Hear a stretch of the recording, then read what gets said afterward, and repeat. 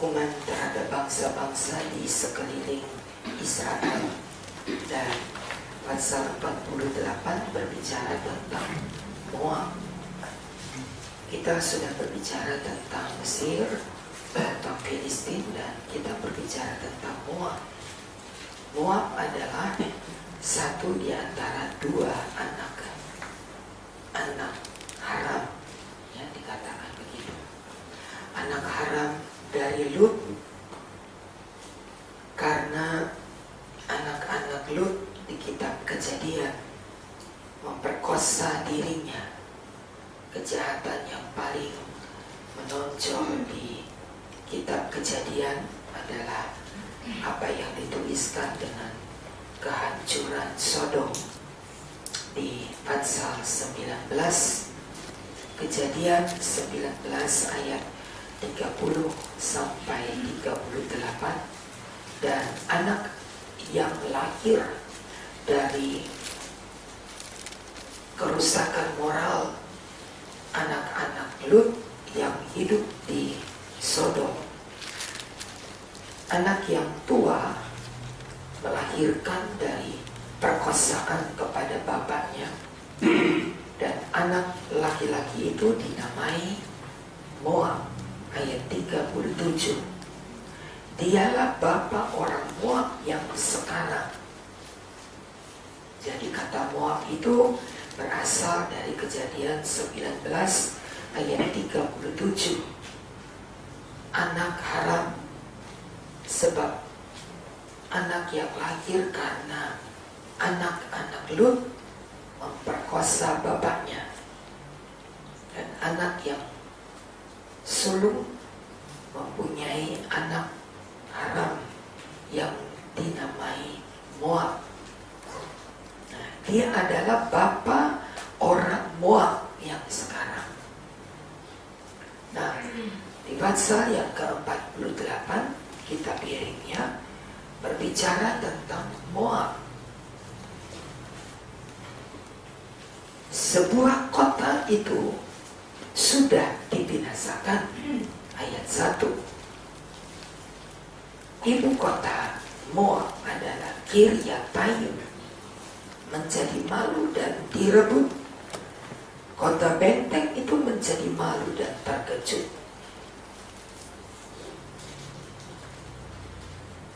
Moab, bagaimana cara mendurhaka,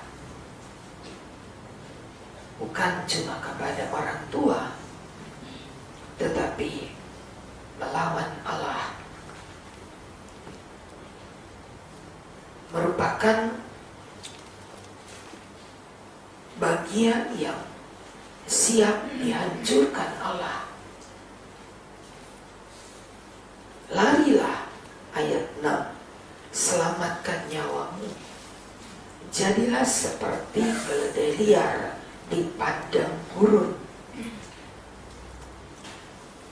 Begitu besarnya kerusakan yang akan ditimbulkan kepada Moab, maka ayat 6 berkata, larilah, selamatkan nyawa. Tetapi di antara ayat ada ayat 10 yang berkata, terkutuklah orang yang melaksanakan pekerjaan Tuhan dengan lalai, dan terkutuklah orang yang menghambat pedang dari penumpahan darah. Yang heran, di antara ayat-ayat untuk Moab berbicara ayat 10 tentang orang yang melaksanakan pekerjaan Tuhan dengan lalai. Pertanyaan mungkin, apa hubungannya Moab dengan pekerjaan Tuhan? Moab tadi sudah kita singgung adalah terjadi karena anak-anak Lut yang berada di dalam goa. Mereka berlari setelah perintah untuk meninggalkan Sodom Gomora. Larilah, naiklah ke gunung, supaya jangan murka Allah yang menghanguskan Sodom Gomora akan mengenai engkau. Tetapi kembali ke Kejadian 19.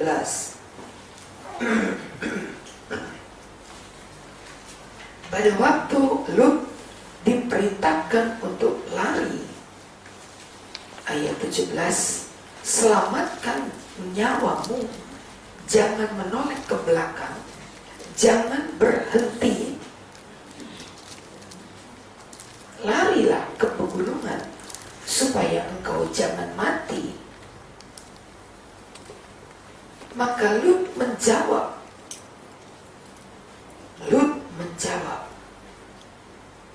jangan begitu Tuanku. Sesungguhnya hambaku ini telah dikaruniai belas kasihan, dan Tuanku telah berbuat kemurahan besar kepadaku dengan memelihara hidupku. Jika aku harus lari ke pegunungan, pasti aku akan tersusul oleh bencana dan matilah aku. Kalimat-kalimat sanggahan Lut inilah yang disebut dengan kalimat kurang ajar Lut, yang berani menawar perintah Allah, yang berani menawar perintah Allah adalah lari, jangan berhenti, lari ke pegunungan. Lalu Lut menawar, wah, kalau harus lari ke pegunungan terlalu jauh, dan rasanya nggak sampai nafasku lari ke sana. Ada kota kecil, begitu katanya di ayat yang ke-20, kota yang cukup dekat, yaitu Zoar. Nah, kalau memang aku mendapat karunia, izinkan aku ke sana. Gak perlu ke pegunungan sibuk jauh-jauh, naik lagi nancap. Ada kota kecil. Menawar perintah Allah, bukan menjadi pelaksana firman, tapi menawar firman Tuhan. Sikap seperti ini yang dikatakan lalai melakukan pekerjaan Tuhan. Gak ada hubungannya Moab dengan pekerjaan Tuhan, memang gak ada hubungannya. Tapi peristiwa ini menjadi pelajaran bagi kita. Bukankah sering kita tawar-menawar dengan pekerjaan Tuhan? Bukankah sering kita memilih mana pekerjaan Tuhan yang lebih enteng? Kalau soal berkat, kepengen berkat yang lebih besar. Tapi kalau pelayanan, kalau pekerjaan Tuhan, kalau yang lelah begitu, betapa sering kita tawar-menawar dengan Allah. Dan sikap seperti demikian dituliskan dalam Yeremia 48 ayat 10. Melakukan pekerjaan Tuhan dengan lalai.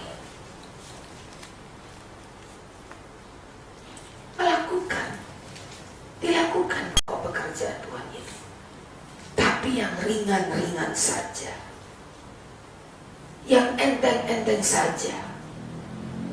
Jangan kasih aku pekerjaan Tuhan yang berat-berat.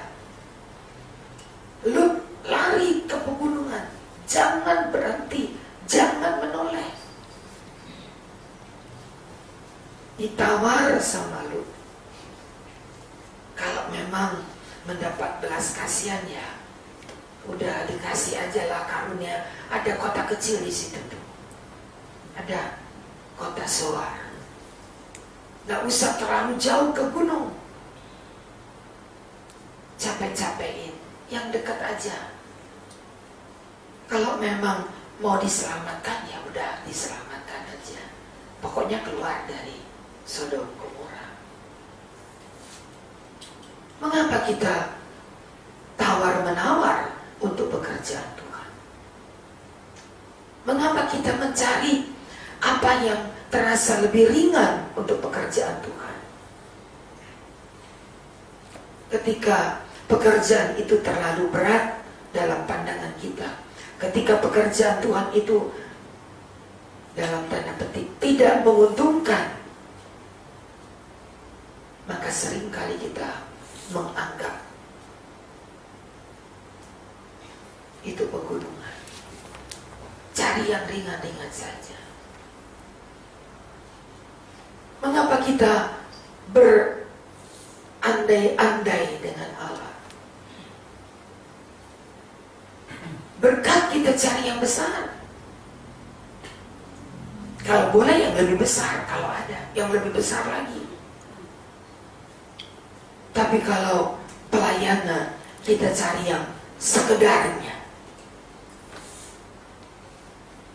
Kalau boleh, bebas tugas. Kalau berkat mau yang besar. Tegas di dalam kitab Yeremia 48, terkutuklah kamu. Tidak ada kata yang lebih berat selain kata terkutuk. Itu sudah mentoknya hukuman. Terkutuklah kamu. Ketika melakukan pekerjaan Allah dengan lalai, dengan sekedarnya,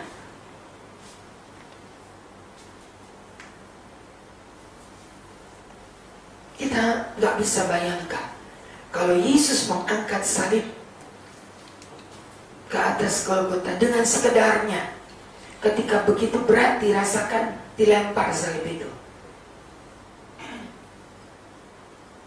Badan sudah hancur, tak ada tenaga karena dari malam telah mendapat siksaan.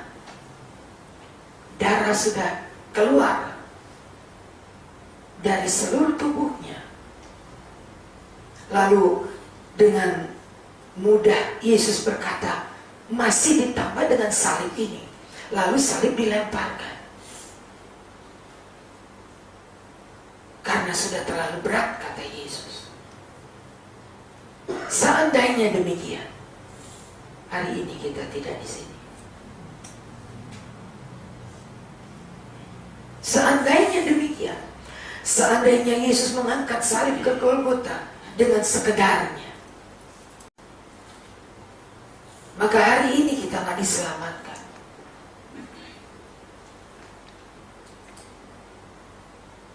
Mengapa sering tidak memberikan respons yang seimbang, berkat dan kerja yang sama beratnya? Berkat kita minta besar, kerjakan pekerjaan Tuhan dengan sungguh-sungguh. Jangan kalimat itu kita dengar. Dan kata terkutuk terjadi pada akhir zaman. Satu kata terkutuk lagi dalam Korintus.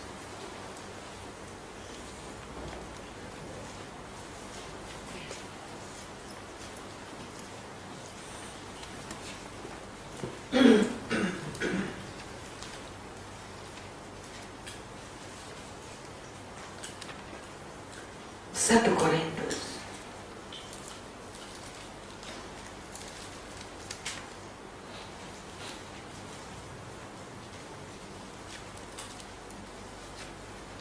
pasal yang ke-12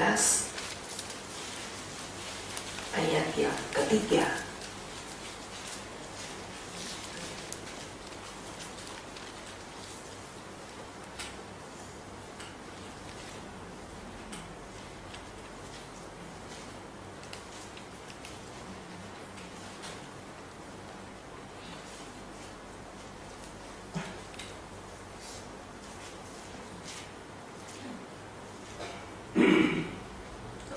Siapa yang mau baca?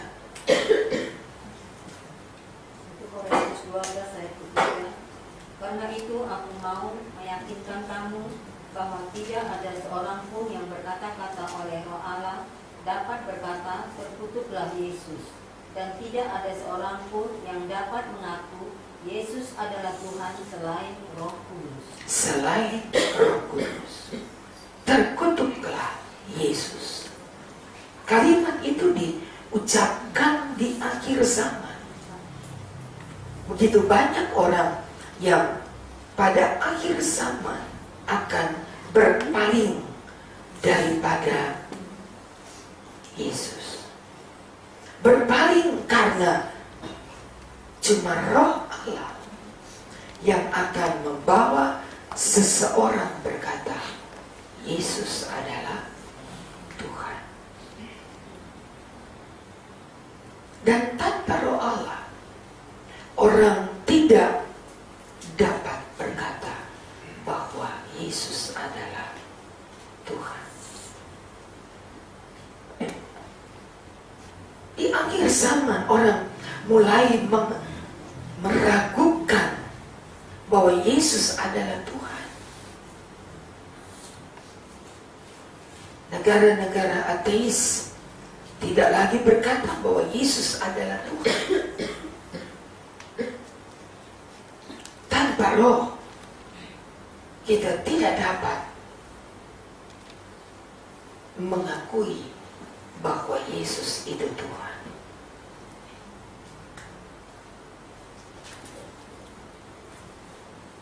Sebab itu, beberapa kalimat yang sama artinya, kita lihat bagaimana ketika kita melaksanakan pekerjaan Tuhan dengan lalai, sama dengan ketika kita tidak mengakui Yesus adalah Tuhan. Karena pekerjaan yang dipercayakan kepada kita tidak kita kerjakan dengan segenap hati kita. Itu Moab. Kita sudah lihat kisahnya sampai timbul kata Moab. Sampai timbul anak di dalam keluarga Lut yang disebut anak haram tadi.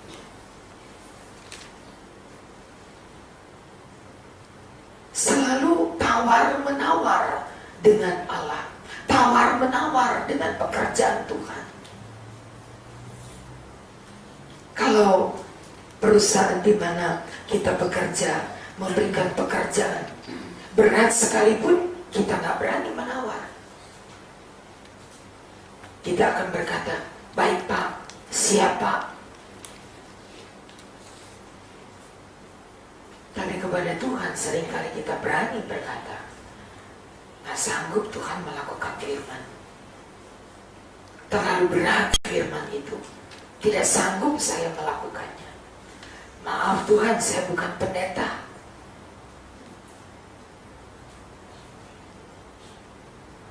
Ketika firman itu disodorkan kepada kita, kita punya 1000 alasan untuk coba menawar dengan Allah.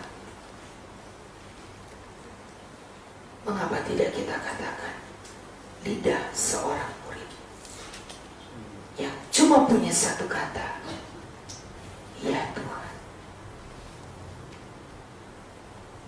Tidak berbantah-bantah dengan Allah, tidak berbantah-bantah dengan firman Allah, tidak berbantah-bantah dengan pekerjaan Allah.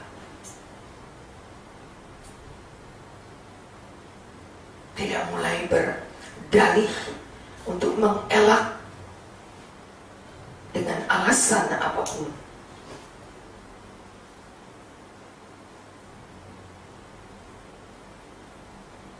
Moab dibinasakan. Saudara baca tadi di pasal 48 bagaimana Moab dibinasakan. Tidak ada lagi kota tidak ada lagi daerah yang terluput.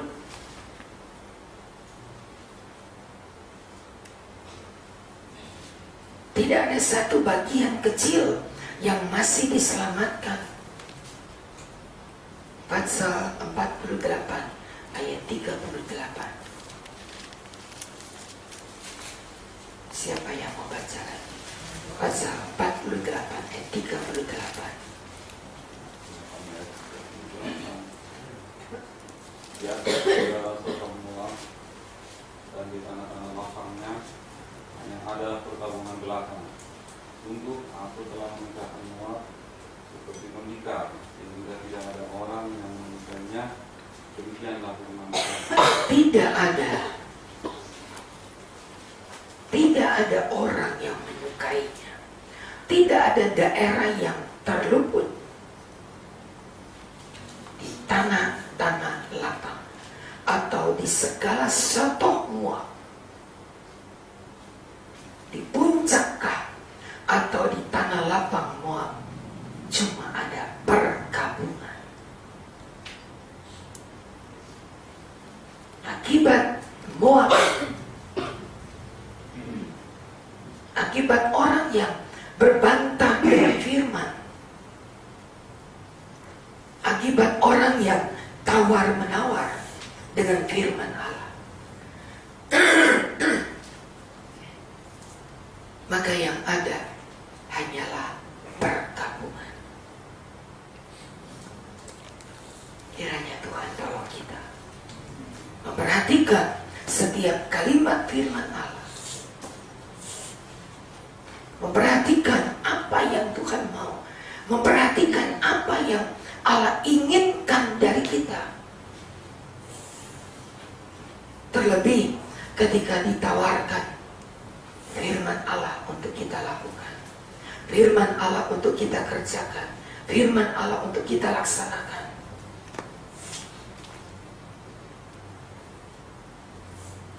Begitu bersungguh-sungguhnya kita ketika perusahaan menuntut dari kita harus begini, harus begini, harus begini. Tidak ada kata perlawanan, tidak ada. Mungkin itu terlalu pagi harus berangkat, mungkin itu jauh malam harus pulang. Kita berkata siap, baik. Tidak ada kata perlawanan.